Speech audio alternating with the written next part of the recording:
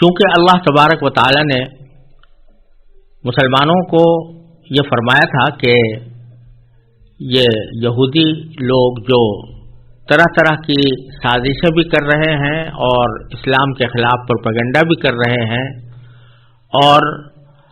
اسلام کے خلاف طرح طرح کے شبہات بھی لوگوں کے دلوں میں پیدا کر رہے ہیں اور یہ چاہ رہے ہیں کہ کسی طرح جو لوگ مسلمان ہو گئے ہیں وہ واپس کفر کی طرف چلے جائیں، تو آپ اس وقت ان کی طرف دھیان نہ دیجیے، آپ فی الحال اپنے کام میں لگے رہیے۔ فی الحال ان کے ساتھ جنگ یا لڑائی کا کوئی موقع نہیں ہے، اور ابھی اللہ تعالیٰ کی طرف سے یہ حکم نہیں آیا کہ آپ ان کے ساتھ جنگ کریں یا لڑائی کریں یا ان کو اس قسم کی سازشوں کی سزا اس دنیا میں دیں۔ اس کا موقع کبھی آگے آنے والا ہے، اسی لیے فرمایا تھا حتی یاتی اللہ بامرہ کہ اللہ تعالیٰ اپنا فیصلہ لے آئے۔ تو اب اللہ تبارک و تعالیٰ فرماتے ہیں کہ مسلمانوں سے خطاب کرتے ہوئے کہ اب تم اپنے کام میں لگے رہو، جو کہ جس کام کا حکم دیا جا رہا ہے وہ اپنے زندگی میں اختیار کرو، اور فی الحال ان یہودیوں سے تعرض چھوڑ دو۔ چنانچہ آگے اسی کا حکم دیا گیا ہے، اور جو آیتیں آگے آ رہی ہیں اس میں اللہ تبارک و تعالیٰ نے ایک طرف مسلمانوں کو خطاب فرمایا ہے کہ وہ اپنے کام میں لگے رہیں، اور دوسری طرف یہ بتایا ہے کہ در حقیقت یہ لوگ جھوٹی قسم کی آرزوؤں میں مبتلا ہیں، اس کی وجہ سے یہ وہ حرکتیں کر رہے ہیں جن کا ذکر پیچھے آیا۔ چنانچہ اگلی آیت میں اسی کا بیان ہے۔ باری تعالیٰ فرماتے ہیں اعوذ باللہ من الشیطان الرجیم بسم اللہ الرحمن الرحیم وَأَقِيمُوا الصَّلَاةَ وَآتُوا الزَّكَاةَ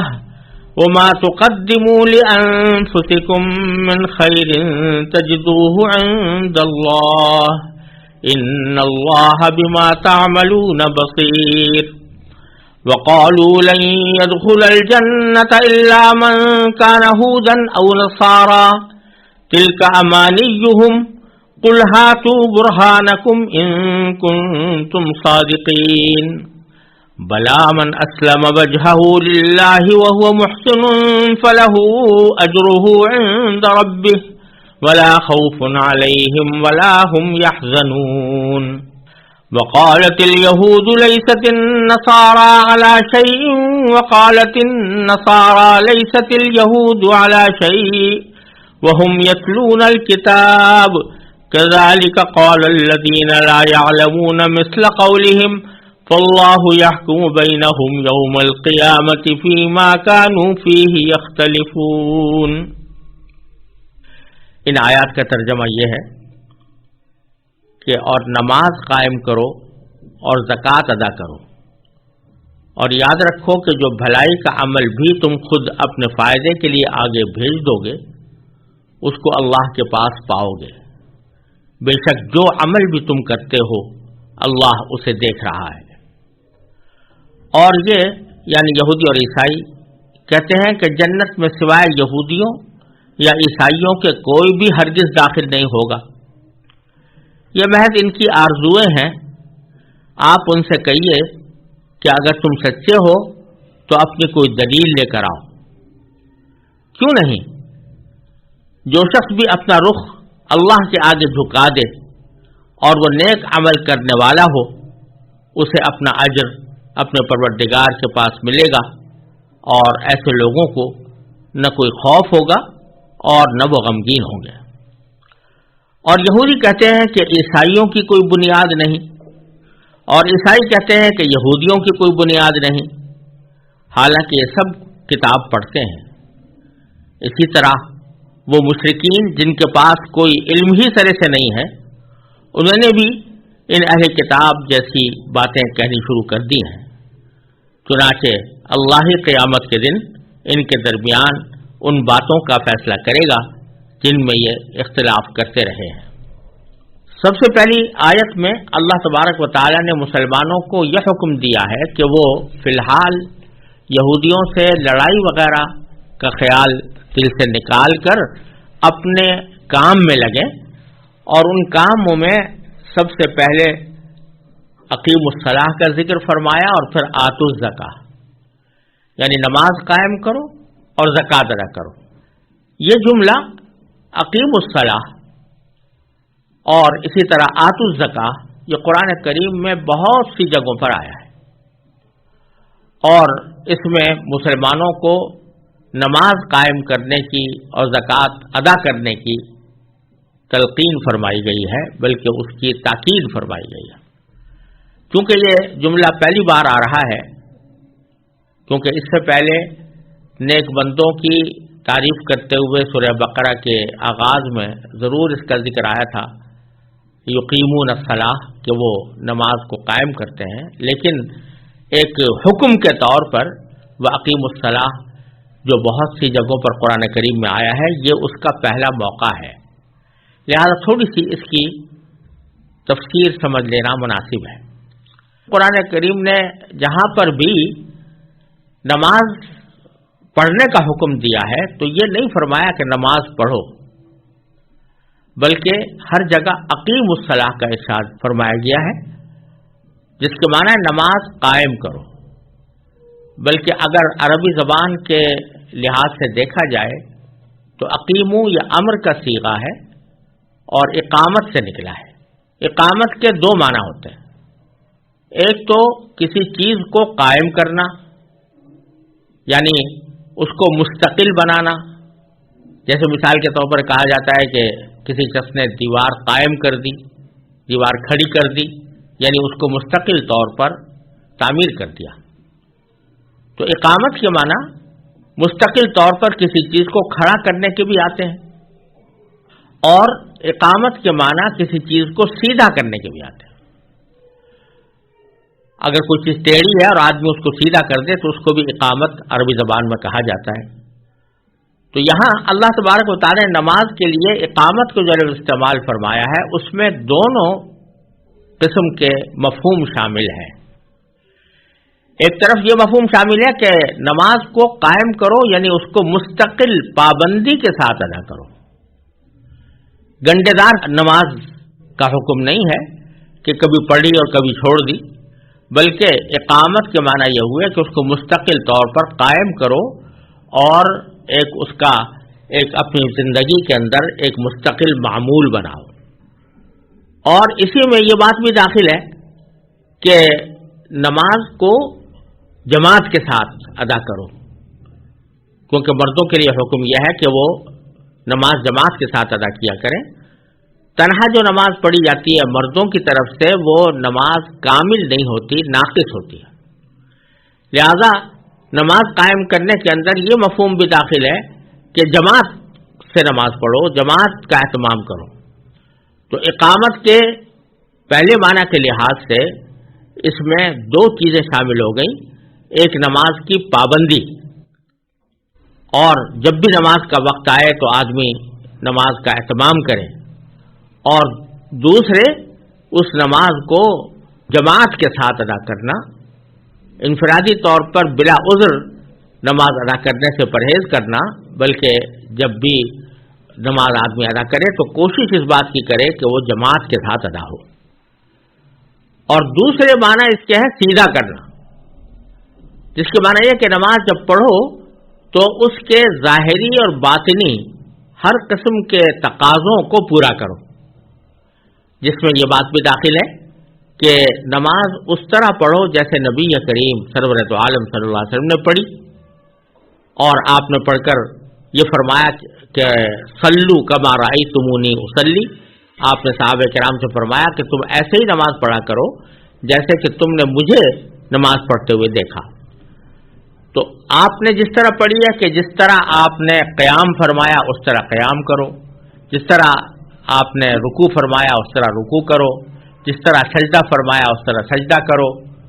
جس طرح آپ نماز میں بیٹھے اس طرح بیٹھو. تو نماز کی جو ظاہری حیت ہے اور اس کی جو ظاہری شکل ہے اس کو سیدھا کرو. سیدھا کرنے کے معنی یہ کہ اس کو ٹھیک ٹھیک آداب اور شرائط کے ساتھ ادا کرو. جلدی جلدی اس طرح پڑھ لینا جیسے کوئی سر سے فریضہ ٹالا جاتا ہے کہ آدمی نے ذرا سی دیر بس سر جھکایا اور پھر فوراً کھڑا ہو گیا. یہ نماز کو سیدھا کرنا نہیں ہے. اسی لیے ایک مرتبہ نبی کریم سرور دو عالم صلی اللہ علیہ وسلم نے ایک صاحب کو دیکھا کہ وہ بہت جلدی جلدی نماز پڑھ رہے ہیں، تو آپ نے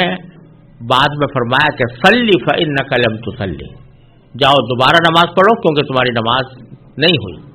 کیونکہ انہوں نے سجدہ پوری طرح صحیح طریقے سے نہیں کیا تھا، رکوع صحیح طریقے سے نہیں کیا تھا،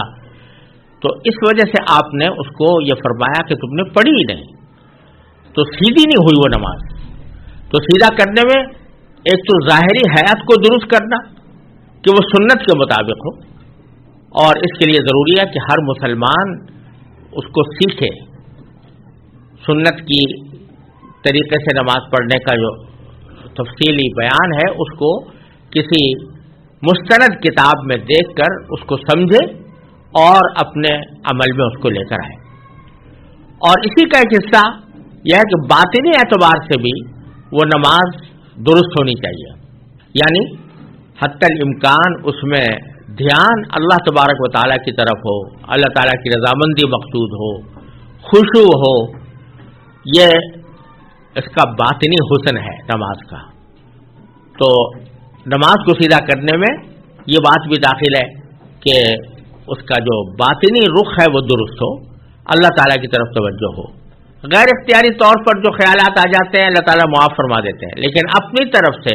انسان یہ کوشش کرے کہ اس کا دھیان نماز کے افعال کی طرف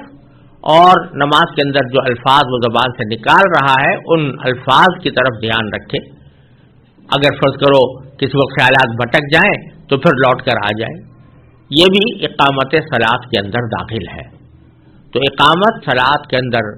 یہ بات بھی داخل ہوئی کہ پابندی کی جائے، اوقات صحیح وقت پر نماز پڑھی جائے، اور یہ بات بھی داخل ہے کہ جماعت کے ساتھ پڑھیں، اور یہ بات بھی داخل ہے کہ اس کو سنت کے مطابق ادا کیا جائے، اور یہ بات بھی داخل ہے کہ اس کو خشوع کے ساتھ دھیان کے ساتھ ادا کیا جائے۔ اس لیے ہر جگہ اللہ تبارک و تعالی نے نماز پڑھنے کا حکم دینے کے بجائے نماز قائم کرنے کا حکم دیا ہے، وَأَقِیمُوا الصَّلَاةَ۔ دوسرا جملہ ہے وَآتُوا الزَّکَاۃَ، یعنی زکوٰۃ ادا کرو۔ یہاں پر بھی زکوٰۃ کو ادا کرنا کا لفظ استعمال فرمایا ہے، مطلب یہ کہ جس طرح زکوٰۃ نکالنا ضروری ہے اسی طرح یہ بھی ضروری ہے کہ جب آپ زکوٰۃ کسی کو دے رہے ہوں تو اس بات کا اطمینان کریں کہ واقعتاً یہ اس زکوٰۃ کا مستحق ہے اور یہ صحیح جگہ پر پہنچ رہی ہے، تو زکوٰۃ کے ادا کرنے کا بھی حکم اس طرح دیا گیا ہے۔ بہرحال ان دونوں جملوں سے یہاں پر مقصود یہ ہے کہ فی الحال تم اپنے کرنے کا کام کیے جاؤ، اور وہ کام یہ ہے کہ اقامت صلاۃ کرو اور نماز زکوٰۃ ادا کرو۔ اور یہ آپ قرآن کریم میں بہت سی جگہوں پر دیکھیں گے کہ جہاں اللہ تبارک و تعالیٰ کسی دشمن کی کارروائیوں کا ذکر فرماتے ہیں تو اس کے بعد بکثرت یہ جملہ آتا ہے کہ اقیموا الصلاۃ، کہ نماز قائم کرو، اور بظاہر اس میں یہ اشارہ ہے کہ تمہارے جتنے بھی دشمن ہیں جو دین کی وجہ سے تم سے دشمنی رکھتے ہیں وہ تمہیں اللہ تبارک و تعالیٰ کی مشیت کے بغیر نقصان نہیں پہنچا سکتے، لہذا اگر تم اپنے کرنے کا کام کیے جاؤ اور اللہ تعالیٰ کی طرف توجہ کرو، اور جب تمہیں کوئی اندیشہ ہو تو اللہ تبارک و تعالیٰ کی طرف رجوع کے لیے اللہ تعالیٰ کے سامنے ہاتھ باندھو اور نماز ادا کرو، تو اللہ تبارک و تعالیٰ اس کی برکت سے تمہیں انشاءاللہ اس مشکل سے نکال دیں گے اور دشمنوں کی ان سازشوں سے تمہیں نجات عطا فرمائیں گے۔ تو یہاں پر بھی اللہ تبارک و تعالیٰ یہودیوں کی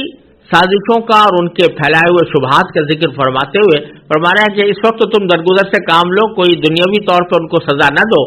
لیکن نماز کی طرف متوجہ ہو جاؤ،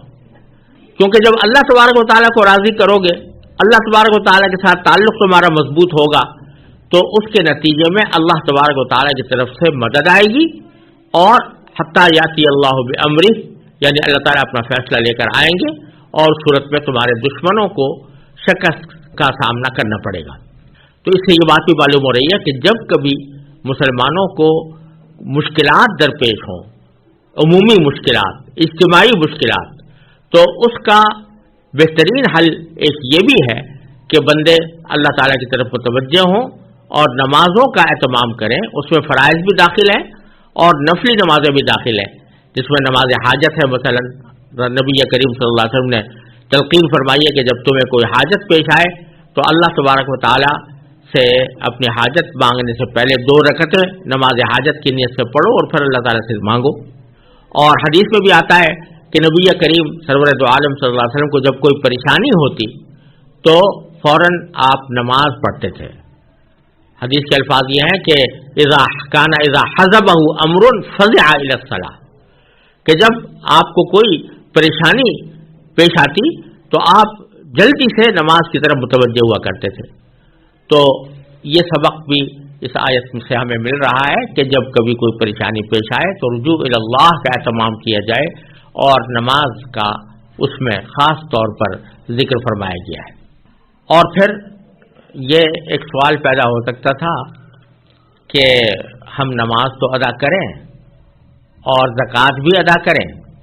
لیکن جہاد نہ کریں، تو جہاد بھی تو ایک بہت بڑا فریضہ ہے. تو کیا جہاد کو چھوڑ کر محض اس نماز اور زکوٰۃ ادا کرنے سے اللہ تبارک و تعالیٰ کی رضا ہمیں حاصل ہو جائے گی؟ تو اس کا جواب اگلے جملے میں دیا جا رہا ہے. اللہ تعالیٰ فرما رہے ہیں کہ چونکہ ابھی تمہیں اللہ تعالیٰ کی طرف سے جہاد کا حکم نہیں دیا گیا ان یہودیوں کے خلاف، لہذا یہ نہ سمجھو کہ جہاد کے بغیر جب تم نماز روزہ کرو گے یا زکوٰۃ ادا کرو گے تو اس سے تمہیں اللہ تبارک و تعالیٰ کا قرب یا اس کی رضا حاصل نہیں ہوگی، بلکہ حقیقت یہ ہے کہ وما تقدموا لانفسکم من خیر، تم اپنے فائدے کے لیے جو عمل بھی آگے بھیجو گے،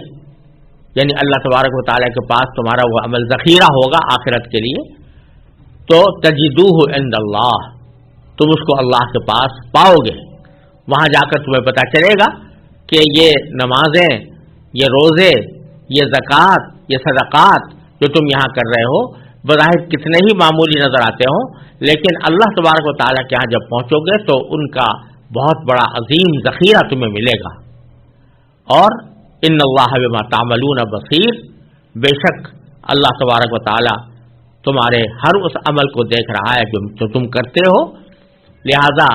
کسی بھی عمل کو حقیر نہ سمجھو اور کسی بھی عمل کو یہ نہ سمجھو کہ اس سے کیا فائدہ ہوگا. اللہ تعالیٰ چونکہ ہر عمل کو دیکھ رہا ہے لہذا ہر عمل کا مناسب صلہ اللہ تبارک و تعالیٰ کی طرف سے تمہیں ملے گا.